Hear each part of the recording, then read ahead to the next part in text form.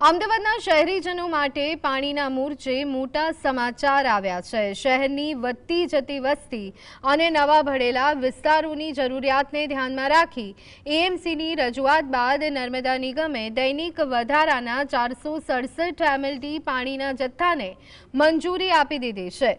હાલ અમદાવાદને 1600 એમએલડી પાણી મળે છે, જેમાં આ વધારો થતાં હવે અમદાવાદીઓ વધુ પાણી મેળવી શકશે।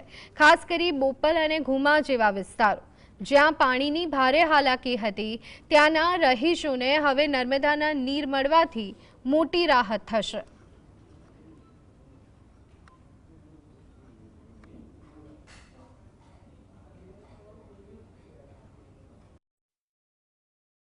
જે પોપ્યુલેશન છે લગભગ 18 થી 20 લાખ લોકોને આ નર્મદાના પાણીનો આપણે વાત કરીએ કે લાભ મળશે।